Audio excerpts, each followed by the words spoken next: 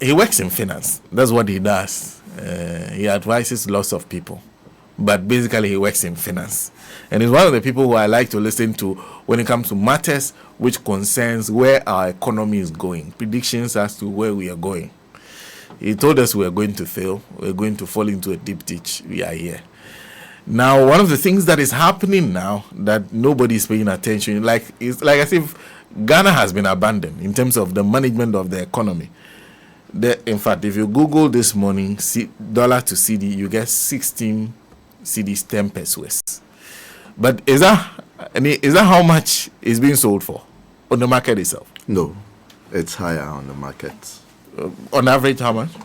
On the average, you should be looking at 16.5. 16.5? Yes. That is if you are lucky? If you are lucky, yeah. That's quite high. Yes. Not quite high, very high actually.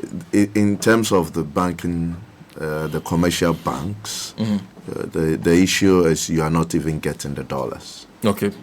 That is the issue. It's not about even the price. The availability. The availability. Is that what is influencing the spike that we are seeing? Partly so. Okay. But there is a there is a deeper undertone than just the demand and supply. Most of the time we look at the demand, but what drives that demand? Okay. At the bottom of it is how you manage your physical space and how you manage inflation and all that. And we have not done too well in that regard. The issue is that people should have confidence in our currency, which is the Ghanaian cedi. Now, the more people lose confidence in that and dampens the cedi, they will go for a good store of value. I want my money protected. Let's say that I have 10 cedis that can buy me 2 pence. And tomorrow, after a month, I would have lost if those that same 10 cedis cannot buy me those 2 pence. Then what it means is that whatever I store my value in has not really protected the value in it. So you have 10 cedis, but the 10 cedis is not worth is same currency, energy in there. And so, yes, that is the basic driver for me. I think inflation determines and the value of our money and how it's going to fall against other international currencies on our market. So one of the underlying challenges is inflation. It's inflation. Okay. Let me go back to. So I'll come back to the inflation matter, because I remember you've done this analysis before where you say even the cedi on its own, without even getting near the US dollar, is losing value. Exactly. But let me go back. Is there a particular reason why there's a high demand for dollars at this time? Well, when there is so much uncertainty in every economic space, people would react to it. And the reaction would take two forms. Whether to go for a currency that is dependable or would go for the metals, which is gold, just to protect the value of their money as a store of value. Now, we have limited choices because we do not have that in Ghana, where I can decide instead of my Ghanaian cedis, I am going for gold. We don't have the gold bullion funds here, bullions here. All we have is the dollar, the pound sterling, the French franc, and all that. Those are the ones we can have. So yes, you're looking for how you can preserve the cedis you have. Exactly. Now, most of the period that we have seen, the the bond market came in to kind of provide an alternative, especially when we started selling bonds in foreign currencies. And so people started putting their monies in there until this haircut. And therefore, it's not a market people will want to play in there. It's not a performing market any longer. People are skeptical about our bond markets and all that. And therefore, we are left with no choice but to dump the cedis in times of difficulties and go for the US dollars or the pound sterling. That's quite interesting. So you're saying that, which means it also has an impact not only on how our bonds are doing, whether people buy treasury bills, but it also will have an impact on investment banks. Yes, of course. I mean, I don't think any investment bank today in Ghana is doing well. You know, it has happened before in the 70s when when you have one Ghana cedis, 20 pesos, the 20 is taken away and you are left with one Ghana cedis, which means that we had a haircut of about 20 cedis. That was not even on the bond market, that is on savings. And that's resulted in a lot of people losing confidence in savings. The same thing has happened today with our bonds. And for many years, Ghanaians have not forgotten that. And therefore our culture in terms of savings is very poor. I don't know where next we may erode or we may take confidence away from. But as it stands, it doesn't look good. And you see, at the back of all this, the one who has a responsibility to manage it and make sure that things are, their actions will direct the market reaction is the BOG. And they have failed consistently. So in this situation, the BOG is the institution that takes leadership. Exactly. And you said they have failed because they are not campaigning, unlike the politicians. So you are saying they have failed? Yes, they have. How? Well, if BOG has failed somewhat, the politicians are to be blamed. The macro management of the macroeconomy goes hand in hand with the management of the micro and all that fiscal policy, our debt philosophy and all that. It's involved, and they must work hand in hand. Now, if you go back to December 2023, the policy rate was 30%. When inflation was 23.19%. Then the 91-day rate announced by BOG was 29.39. Now, when you look at the headline inflation of 23.19%, as against the 91-day treasury bill rate of 29.39, you have a margin of 6.2. So this is going to attract people that on the next offering, right, they will jump to the market. And that is how the market will react and put more money in there. So you would have realized that a nominal growth of about 790 million went in. That's about 2.66%. Went into time savings. People were attracted by the 6%. Exactly. And in that same period, right, between December 2023 to January 2024, we had a reduction in terms of the growth in terms of the foreign currency deposits of less than 39 million. Now, in terms of our the depreciation of the cedi, we recorded just 2.23%.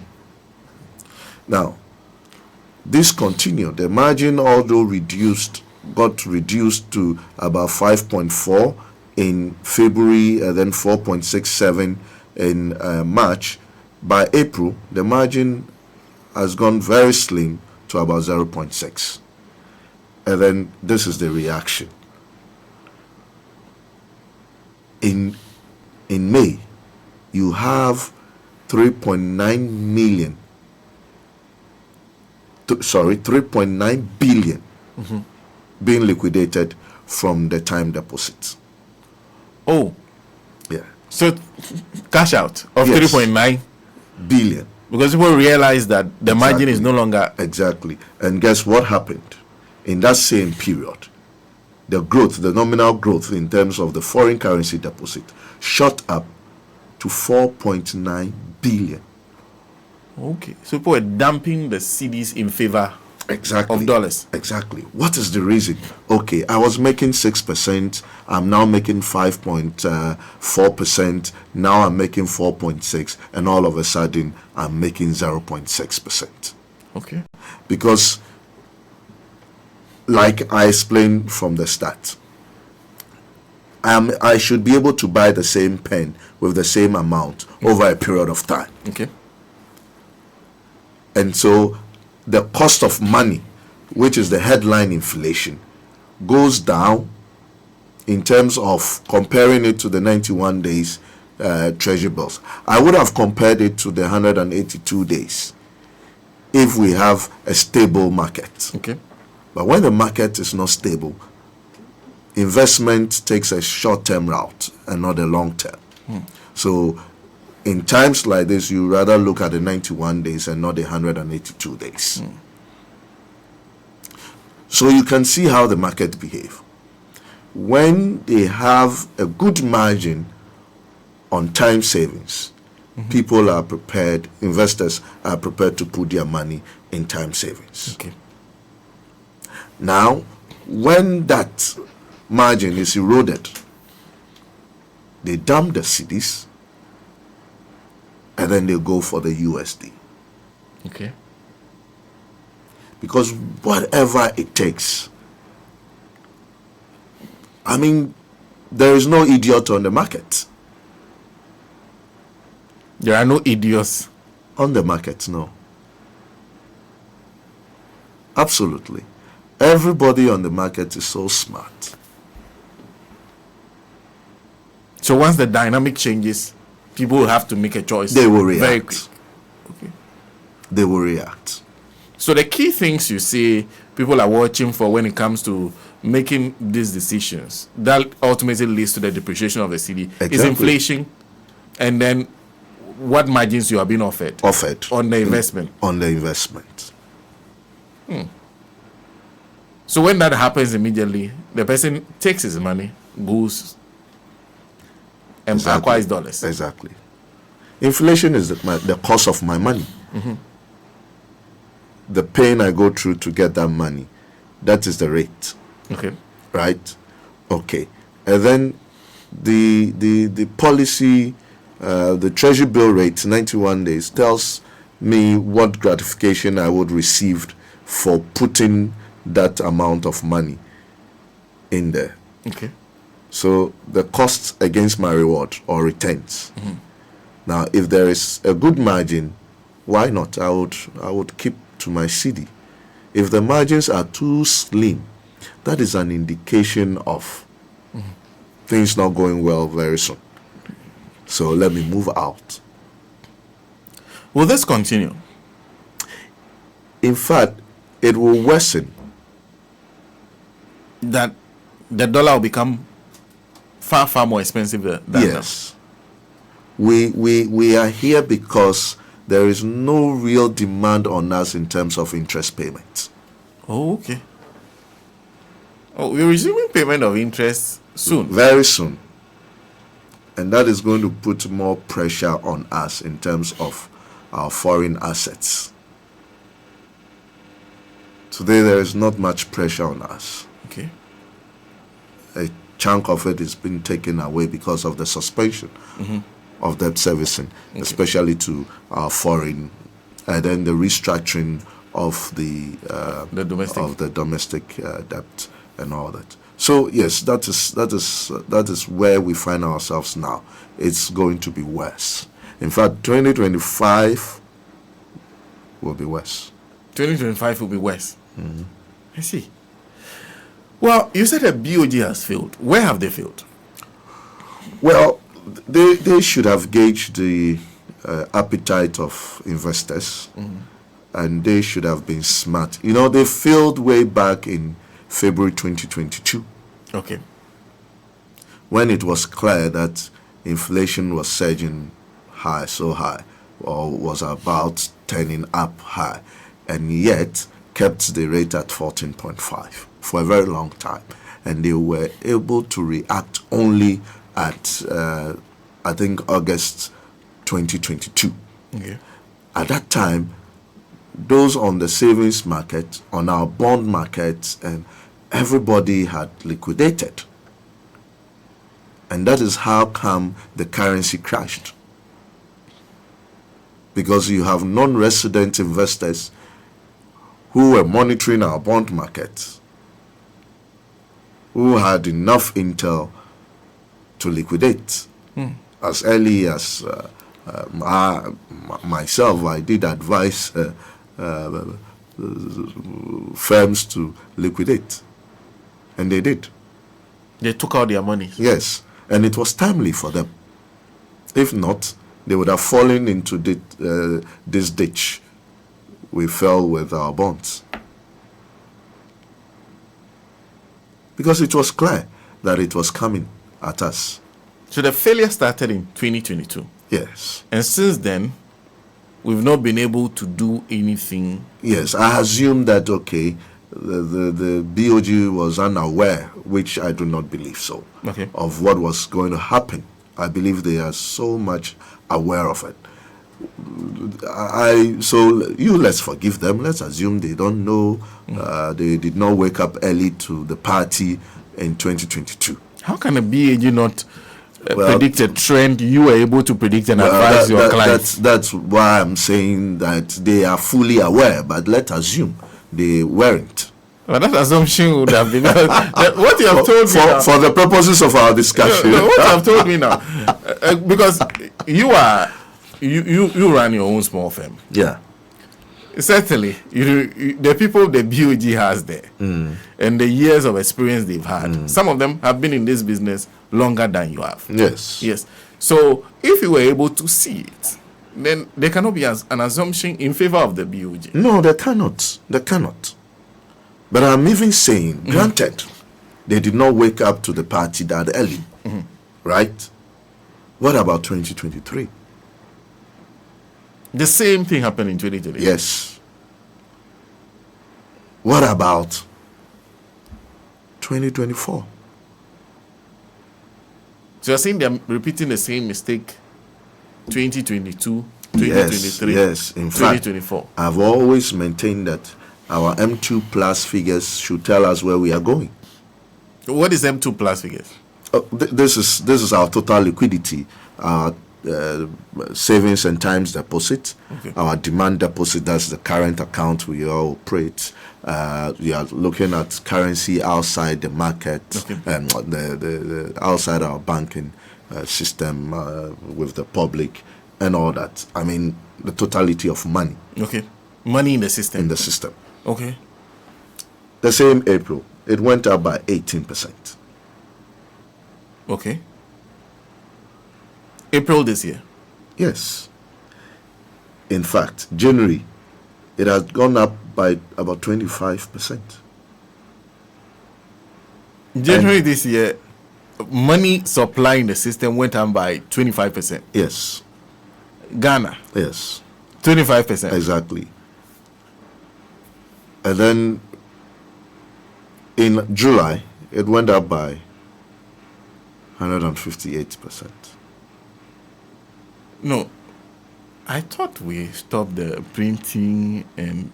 No, okay, so what accounts for this? Please kindly explain to me. Well, I would assume that we have done a lot of export as against our import, so we have a lot of foreign currencies coming in. But when you look at it, that's not the story. So what do you think? What it means is that we are either borrowing more, and when we borrow, because we cannot spend the dollars or the pound sterling we have borrowed locally, we have to issue an equivalent of that into the market of our own currency, backed by what we have borrowed. Okay. Right. Okay. So it is either we've not stopped the borrowing, we are still borrowing. But how? Is it not easy to tell whether or not the bank, because, or is it the IMF money? Yes. The money from the IMF. Exactly. So when you hear we had some 260 million, we had some 300 and something million all coming in and all that. When it comes in, you don't see that dollars on the market. You see the CD. You see the CDs. So anytime we receive that money, it influences money supply in the system. Exactly. Inflation is affected. Yeah. Our currency suffers. Exactly. Does that not essentially defeat the whole arrangement? Well, that is why I keep saying that it is about time. You know, it is no longer about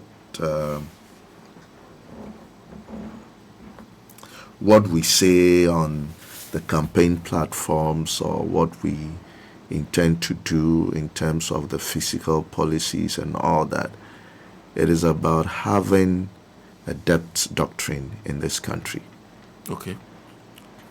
Why we should borrow, when we should borrow, from who are we borrowing, and what we should use it for. And what we should use the borrowing for.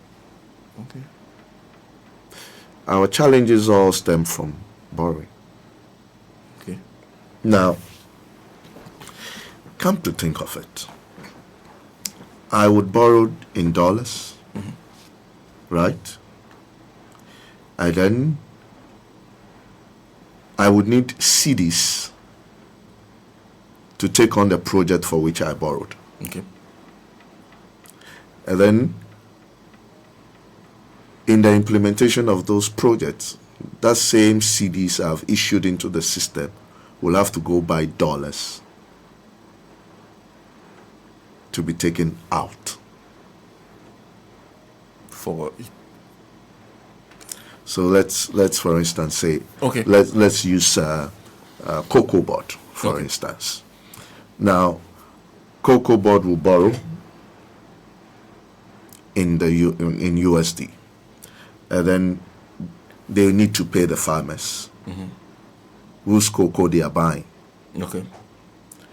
They pay them not in dollars, they pay them in cedis. Okay. So Cocoa Board has to take part of that. Okay. Dollars they have basically to go and borrow. Now, all of a sudden, Cocoa Board will also need fertilizers for that same farmer. Okay. The fertilizer you need the USD to go and buy. So Cocoa Board will issue a CD. Okay. Will issue the CDs to the one who is going to take on that project. The one who is going to take on that project will have the CD in his hands looking for dollars. Okay. Which means that the demand for USD surges up. Who will provide the dollars? It's supposed to come from the same BOG where the money sits, the dollar sits. And this man is not producing it here, and therefore will have to go outside Ghana to buy, pushing up our imports. Okay. So when we sometimes talk about, oh, we want to substitute this, we want to substitute that, we want to have more factories in here, we don't need more factory. We need strategically placed factories. Okay. Knowing how much it's involved in terms of putting pressure on us when it comes to the foreign currencies. You are here, you want to build the Bukwase interchange, a huge interchange. the project is quantified in dollars. The money we go and borrow from somewhere, and then you have to give the contractor cedis. Now, before the contractor says, I'm going back to buy certain equipment and materials, the rate has gone up. So the contractor is losing in terms of his margins are closing down. Okay. So hurriedly, he has to even import what he doesn't need now. Now, the money you have paid the contractor will go back looking for dollars. Okay. So the cycle doesn't end wherever you look at it until we can source most of the things locally here. And that means that we are going to produce more. In a recent meeting with the IMF and all those partners, and Dr. Addison was saying that Africa needs so much money for infrastructure, blah, blah, blah, blah, blah, blah. And here we go again. What they are even suffering, they cannot appreciate it. Okay. We are unable to even appreciate our pain. That's how low our IQ is in terms of managing the economy.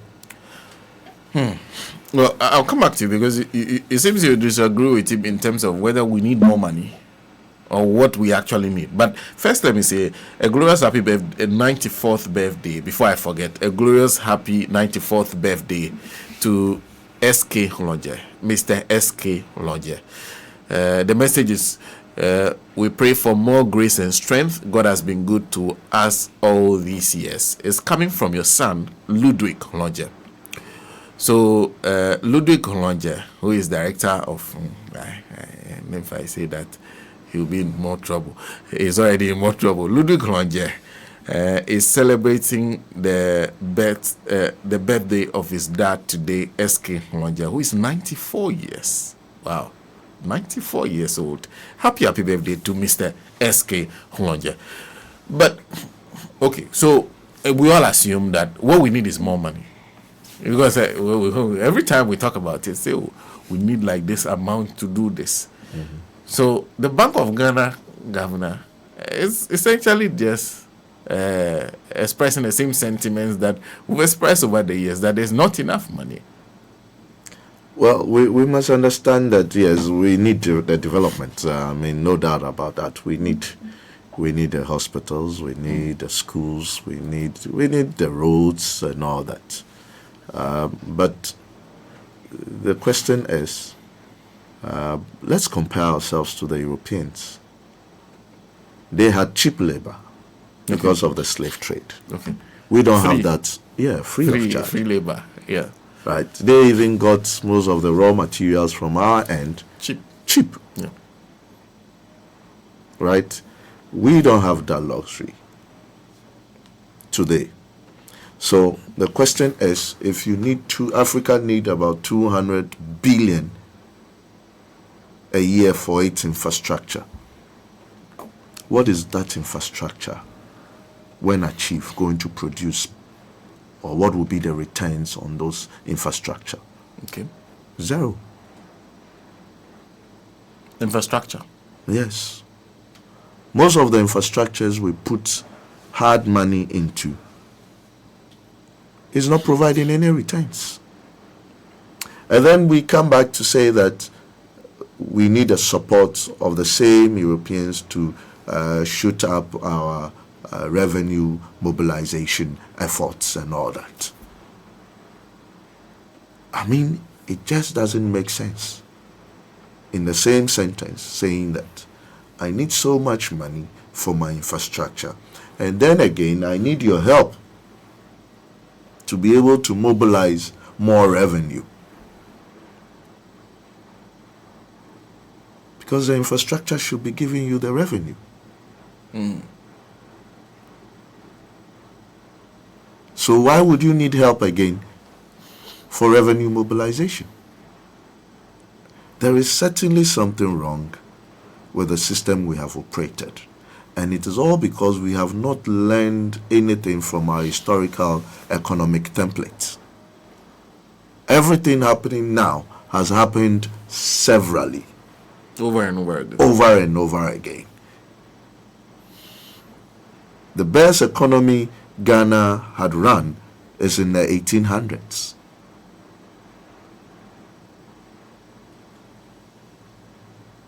Can you imagine that at the overthrow of Nkrumah, right, the government that took over had sought to delineate good projects from bad projects, okay, and seized or stopped the continuation of those they describe as bad projects. Why? Because of debt. We claim we have so much debt. Invariably, the debt was coming from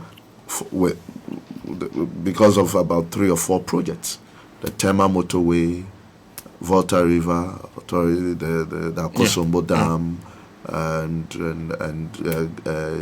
the Tema Harbour project, and all that. I mean, go back, let's do the accounting, and you would have realized that these projects have overpaid. Yeah, because those are productive projects, actually. Exactly. Yeah. Now, what do we discarded? We discarded factories that we were actually buying finished, semi-finished, and then raw materials for. And that is because we had a lot of suppliers' credit, and then that is part of our debt. It was not like money taken for projects as we are doing today. Yeah. Now, what stops us from saying that let's find substitutes locally here so that our agri sector can actually provide the raw materials for these factories? Okay. And that is what Nkrumah had started with the Ghana rubber estate, with the plantations and all that. But we discontinued all those things. The Ghana publishing was supposed to have its own plantation, to have paper here rather than importing from Egypt and so on. We needed to have a livestock scheme where we had this farming, Nkrumah's farming companies scattered all over and all that. What we have failed to do over the years is what we are failing to do today. So our problem is actually historic. It's historic. How has, and I'll read this to you. This is Conrad Dumba.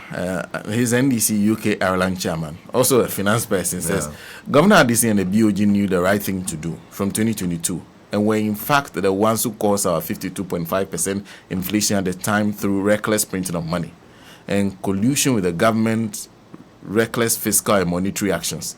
But they avoided economic common sense by refusing to increase interest rates on a timely basis to address inflation, in clear obedience to the wishes of their reckless MPP political puppet masters.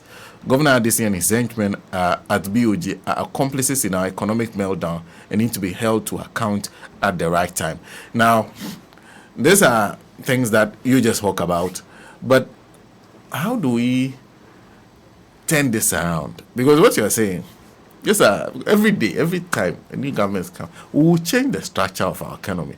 2016, that was what was said. In fact, that was how the One District, One Factory initiative was sold as one of the initiatives that they are going to use to change the structure of our economy, only for them to put on hold something like the sugar factory and say they won't go there. The One Village, One Dam was supposed to be a boost to our agricultural backbone, because the North is essentially our food basket. And I can list all of them one after the other. They all sounded like things that were going to help change the structure of our economy. That is a different conversation that will take the whole day. But in the meantime, we have a cedi, a dollar to cedi rate that is running to nowhere. What needs to be done immediately by the BOG? What do you think should be done to halt that? Well, you cannot just, when it comes to that, you have to fuse both BOG and then the Ministry of Finance together. They are supposed to work hand in hand in that regard. One thing we must expunge from our financial literature is structure of the economy. Oh, we must. It doesn't make any sense. The talk about the structure of the economy. What is the structure of the economy? That currently we are more depending on imports than exports. That we need to boost our exports, boost our production from Ghana. If there is anything to change, is the print on our mind with regards to our historical economic template. That is what we need to change, not the structure of the economy. The structure of the economy has done nothing. So it's a mindset issue for you? It's a mindset issue. Look, we did not take certain taxes we were taking today, right, in the past. Okay. It is because we hit a flange, so we will have to find a way. Let's think of a tax. Okay, e-levy. Then we start collecting them. Go back, track it back. All our taxes, introduction of all our taxes. When we introduced VAT, we had just come out of the structural adjustment program and all that. We had to fend for ourselves, and then we couldn't find the money anywhere. Let's look for something to, okay, the Europeans charge VAT on sales tax. Okay, let's also do same. So we went on that tangent. Okay. Under President Kufuor, we had enjoyed HIPIC. Then we came out of HIPIC, and then we realized that there was no free lunch anywhere. Then we would have to look at our taxes again. So we have to push PAYE up. Then it was not enough. We had to introduce taxes again. I mean, consistently, this is what we have done. Right from Nkrumah's time, this is what we had to do. Look, we were not actually on the market, on the capital market during Nkrumah's period. These treasury bills, bond markets were not in existence. What happened when we faced the difficulties, financial difficulties around this 64? Prior to 64, we were relying on the surplus of cocoa. The surplus we make from cocoa proceeds is what government will fall on to support the budget. Then we realized that, look, it's not sufficient. Then we started raising money on the capital market to finance our projects locally. So our economic template is that of a reactive one, and if there is anything to change, that is what we have to change, not the structure of the economy. What has the structure done? So we have to stop being reactionary. Yes. But as it is, we have to react. Because we tend to, just like the behavior of BOG, we tend to sit down, wait for us to go into difficulties. It's as if we cannot project that, hey, it's going to be difficult in the next 12 months. We are going to crash maybe in the next 2. Looking at all the projections going around the world economy and all that, we may face these challenges and all that. We should be able to tell that even though the Middle East is not so stable today, it may get worse in some 6 months to come. How are we prepared for it? You don't wait for things to get out of hand before reacting. Before reacting, it will be too late. So you think that's our biggest problem? Yes. It is not the structure of the economy. The structure of the economy will remain same. Are you prepared to find an alternative for cocoa, which we already have, but have failed to actually puts money in there. What is that? Palm.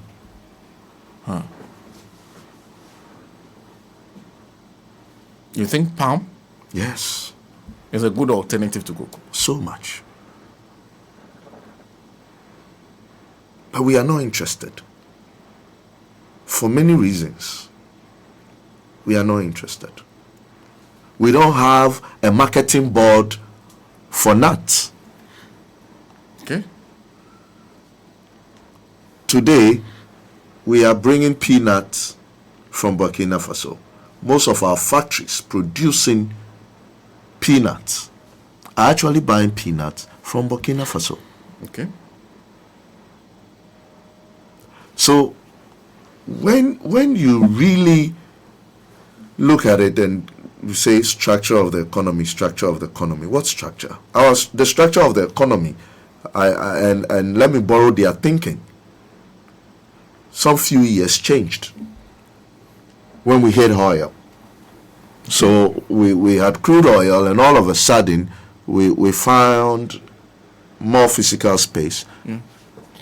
In fact, they said how many years? We've been counting a budget surplus under this government. So anyway, and I mean, go back and check what are the things we said when we hit oil. What are the things we said? This is going to transform Ghana. It's going to boost our infrastructure. It's going to. Today I ask you, where is the oil money? We never had oil. So the structure of the economy changed. I see. So what we need is a change in our mindset. Exactly. The Ghanaian must understand that he has to be more productive. We would have to use our hands more. We would have to stop thinking about luxury. No, most countries that developed did not develop out of luxury. They developed out of pain. We want to sit in luxury and develop. And that is why we have the appetite of, oh, okay, we need this infrastructure. Oh, there is this facility here. Let's go and bring it. And we don't even look at it. What does Parliament looks for in any law? Value for money. Spending. The mindset is on spending. Nobody looks out for the returns. When have you ever heard a discussion in Parliament talking about the return or expected returns on the loans? And what are we going to get from it? What are we going to get out of it? Who is doing those accounting? Who is saying that, okay, within 10 years, we would have paid back this? Who is talking about that? Nobody. And so stop talking about structure of the economy. And I'll conclude on this one. Still waiting for. But in the meantime, I think there are those who also point out that when you make that argument, that you're not also missing the point that not all infrastructure is supposed to yield return. That some are social infrastructure that's supposed to aid. Every infrastructure is supposed to yield returns. Every infrastructure must have a correlation in something. If you build a school, you should get smart people who will be more effective in our office. It should reduce our costs and boost our returns. That is why many people don't agree with me. But I tell you, free SHS is as useless as anything. Useless? Yes. How? Okay. So anyway, I know I'm going to introduce it, and my time is up. So, but what would you advise the BOG do now? What can they do now? Because we're in an election period. We are also getting close to the Christmas period. Well, like I said, not just BOG. BOG has to have his foot on the paddle. Okay. BOG has to look at the treasury bill rates and the costs of money today. And they would have to react quickly, probably ahead of time. Right. But more so, we would have to look at how we bring our energy bills down drastically going forward, and how we are supposed to produce more food easily. So we would need to make the farmers go to work, but the farmers must go to work effectively and efficiently. And that means that we are going to need some mechanisms on our farms. And then we have to boost the fertilizer, and the right fertilizer, not the political fertilizers we are buying. Thank you. We have to leave it here. All right. And once again, happy birthday to Musa Abatwa. Happy birthday to you. Happy birthday to you, Musa. And happy birthday to Mr. Nicholas Kanda. I also see that today is the birthday of Koblavi of Pokwasi, Benghazi. Happy birthday to you, Koblavi. And a happy 94th birthday to Mr. SK Hulonje.